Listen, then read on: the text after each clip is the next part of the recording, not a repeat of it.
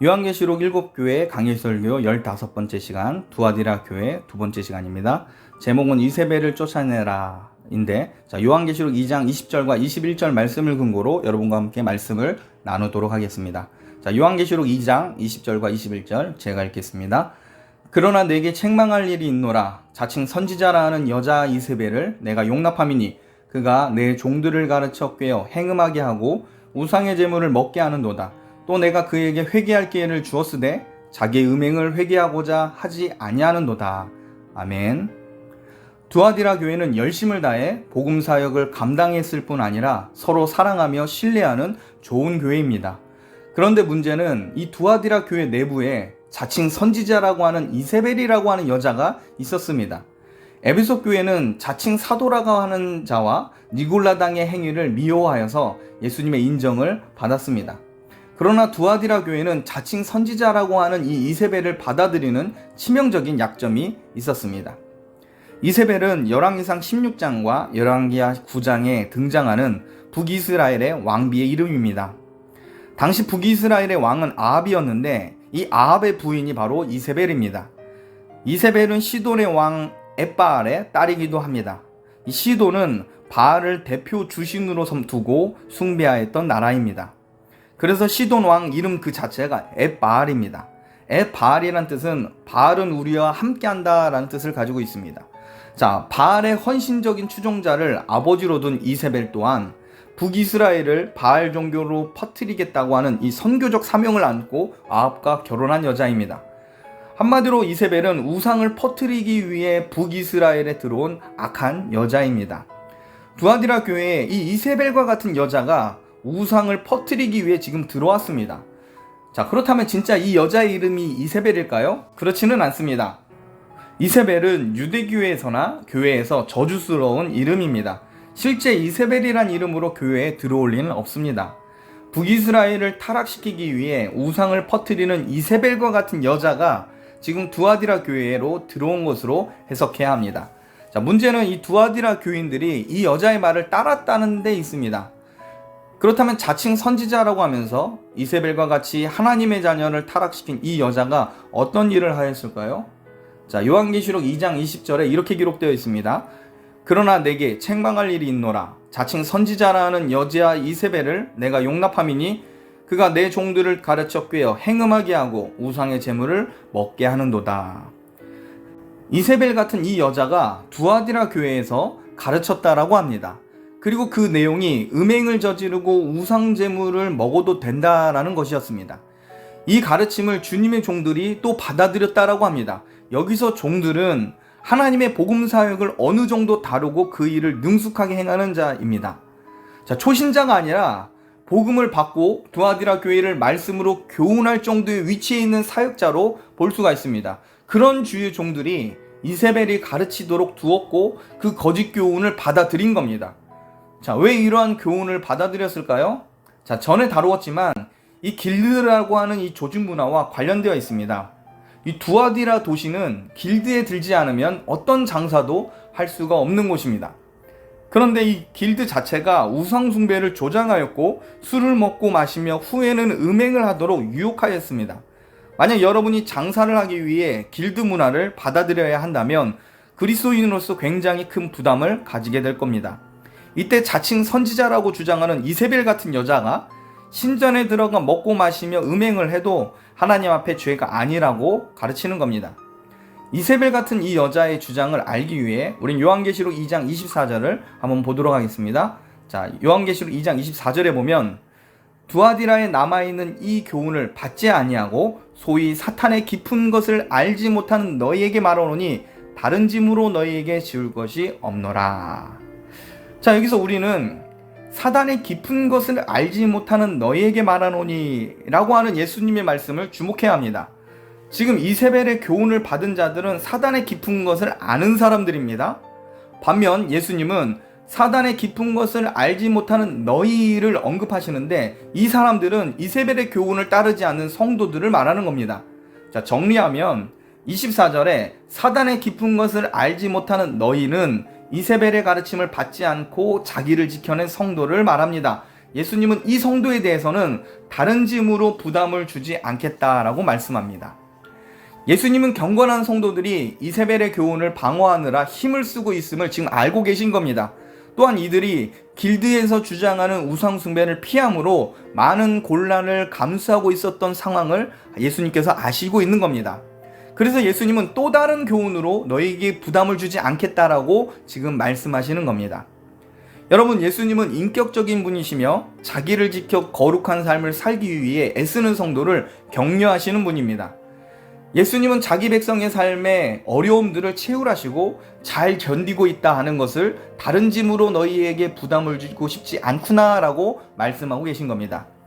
또 하나 우리가 살펴야 할 것은, 그렇다면 이 24절에 사단의 깊은 것, 이것이 무엇일까요? 일단 24절을 볼 때 두아디라의 경건한 성도는 사단의 깊은 것을 알지 못하는 사람들입니다. 그렇다면 이세벨의 교훈을 따르는 자들은 사단의 깊은 것을 알고 있는 자들이라고 우린 유추할 수가 있습니다. 자, 근데 여러분, 과연 사단의 깊은 것을 알 필요가 있을까요? 교회 안에서 이세벨을 따르는 자들이 우리는 사단의 깊은 것을 안다라고 자랑하였다면 대번 쫓겨나게 될 겁니다. 그러므로 이세벨과 그녀의 추종자 그룹이 아마 이렇게 얘기했을 겁니다. 우리는 하나님의 깊은 것을 깨닫는 사람이라고 하며 교회 안에서 활동했을 가능성이 굉장히 큽니다. 마치 잘못된 은사주의를 받아들인 교회 안에 소위 기도를 많이 해서 영역이 강한 여자분이 하나님의 직접적인 계시를 자기가 받아서 자기는 하나님의 뜻을 다 통달했다고 하며 교회를 어지럽히는 경우를 간혹 보게 됩니다. 두아디라 교회 가운데 이와 비슷한 일이 일어난 것이라고 추측할 수 있습니다.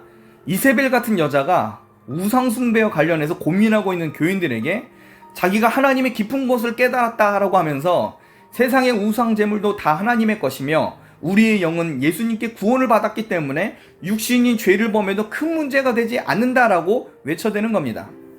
우상예식에 참여를 해도 우리는 우상이 아닌 예수님을 믿기 때문에 죄를 범한 것이 아니다라고 가르칩니다. 여기에 미혹된 사람들이 자기들이 진짜 복음을 믿는 것이고 하나님의 깊으신 의도를 우리는 깨달은 자다라고 스스로 홍보를 한 겁니다. 예수님은 이 더럽고 추악한 무리를 향해서 하나님의 깊은 것을 아는 자들이라고 말하지 않습니다. 사단의 깊은 것을 아는 자들이라고 지금 책망하고 계신 겁니다. 하나님의 이름을 빙자하여 우상을 숭배하며 십자가의 구원 사역을 죄를 짓는 일로 더럽힌 자들을 향해서 예수님은 진노하고 계신 겁니다. 그들은 사단과 연루된 자들이며 하나님이 아닌 사단이 원하는 방식대로 살아가는 교회 안의 걸림돌들입니다. 요한계시록 2장 21절을 보겠습니다.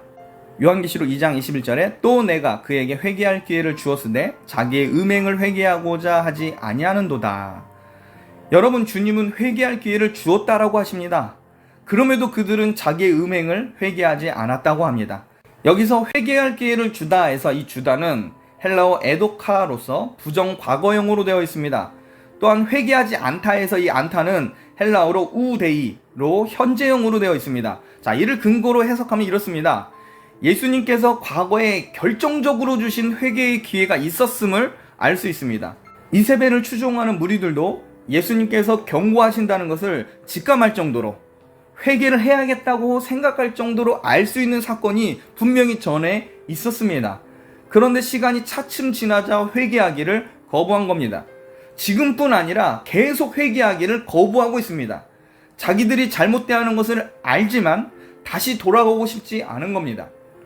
회개의 기회가 어떤 사건을 통해 있었습니다. 그리고 이세벨의 교훈을 듣는 자들도 이것은 분명 하나님의 경고의 사인이구나 판단을 하는 계기가 그런 사건이 있었습니다.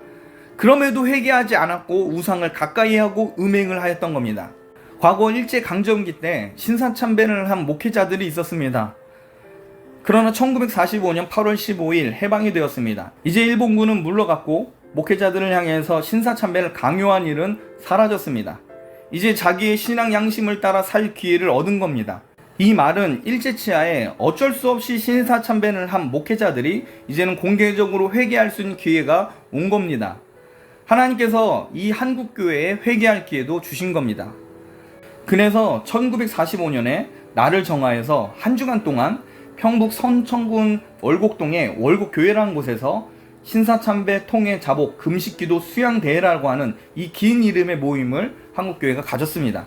이 수양회는 평북노회가 주최했고 평북에 있는 6개 노회에서 목사 200여 명을 비롯한 수많은 성도가 참여한 대집회였습니다. 이때 회개와 더불어 교회 재건과 신사참배를 행한 목사의 자숙 등을 의논하는 그런 자리였습니다. 그런데 신사참배를 가결하였던 당시 총회장 홍모모 목사와 그 외 교권주의자들이 신사참배를 회개하고 2개월간 자숙기간을 가지자고 하는 말에 반기를 들기 시작합니다. 그리고 회개는 개인적으로 골방에서 하는 것이라며 공개적인 회개를 거부합니다. 또한 신사참배를 가결하고 그 일에 참여한 목사들이 자기들은 일제부로부터 교회를 지켰다고 스스로를 주장하였습니다. 총칼 앞에 어쩔 수 없었다고 해도 신사참배를 승인한 것도 문제가 되는 일인데 해방 후에도 회개하기를 거부한 겁니다. 신사참배가 우상숭배 죄라는 사실을 모르는 자들이 아닙니다. 단지 자기들이 교회 안에서 성도들에게 조금이라도 흠을 잡히지 않기 위해 그리고 총회 안에 자기의 교권을 지키기 위해 회개하기를 거부한 겁니다. 자, 이렇게 변명만 하던 목사들 때문에 하나님은 큰 징계와 심판을 하십니다. 5년 뒤에 회개할 기회가 주어졌음에도 회개하기를 거부한 한국교회를 향해 하나님은 무섭게 심판하십니다. 바로 1950년 6월 25일 하나님의 징계가 시작됩니다. 하나님께서 회개할 기회를 주셨건만 이를 제대로 살리지 않는 한국교회에 대해서 하나님께서 진노하셨습니다. 결국 온 마음을 다해 주의 종들이 회개할 때까지 밀리고 밀려서 낙동강까지 가게 됩니다. 이북에서 피난온 수많은 목회자가 하나님께 회개하기 시작했을 때 하나님께서 진노 중에 긍휼을 베푸십니다. 지금 두아디라 교회의 이세벨 편에 들어가 있는 무리들은 자신들이 죄를 저질렀다는 것을 모르고 있지 않은 겁니다. 하나님께서 어떤 계기를 주셔서 이세벨의 가르침이 잘못되었음을 알만한 상황까지 왔습니다. 예수님께서 회개할 시간과 기회까지도 주셨습니다. 그럼에도 그들은 계속 회개하기를 거부합니다. 그리고 이세벨을 계속 옹호하기까지 합니다. 자, 그 이후 어떻게 될까요? 바로 하나님의 징계와 심판이 이루어지게 됩니다. 말씀을 마치겠습니다. 여러분, 하나님의 이름을 빙자하여 성경에서 말하지 않는 것을 거짓으로 가르치는 자들을 주의하셔야 합니다. 쉬운 복음, 세상과 함께 할 수 있는 경건을 말하는 자들은 결코 성경적으로 가르치는 것이 아닙니다. 여러분, 경건은 불편한 삶입니다. 거룩한 삶은 죄된 우리의 본성을 거슬려야 하기에 많은 고뇌와 결단이 필요합니다. 이런 것이 없이 하나님의 구원과 사랑을 손쉽게 누릴 수 있다고 하는 자들은 양심에 화인을 맞았기 때문에 죄에 대한 비참과 책임을 못 느끼는 사람입니다. 이들은 영혼이 죽은 자들이기에 세상을 잘 살아가기 위해 하나님을 이용하자라고 말합니다. 이들에게 하나님은 자기 행복을 위한 수단으로 여깁니다. 불편한 상황을 만드는 것은 하나님의 뜻이 아니라고 말하는 자들을 조심하십시오. 분명 하나님은 자기를 부인하고 자기 십자가를 지고 자기를 따르라고 말씀하셨습니다. 하나님을 안다고 말하면서 거짓 가르침을 퍼뜨리는 자들은 그 말에 책임을 져야 할 겁니다. 높으신 하나님의 이름으로 말했는데 그것이 하나님의 뜻과 어긋나는 일이라면 그것은 하나님의 이름을 망령되게 만든 것이며 거짓말을 한 것이기에 사단과 동료가 되는 겁니다. 하나님은 결코 이런 자들을 죄 없다 하지 않습니다. 그러므로 여러분은 말씀을 근거로 분별하되 하나님의 기준을 왜곡하는 자들과 결별하시고 경건하고 거룩한 삶을 통해 지혜를 얻고 주님의 위로를 받는 성도가 되길 주님의 이름으로 축복합니다.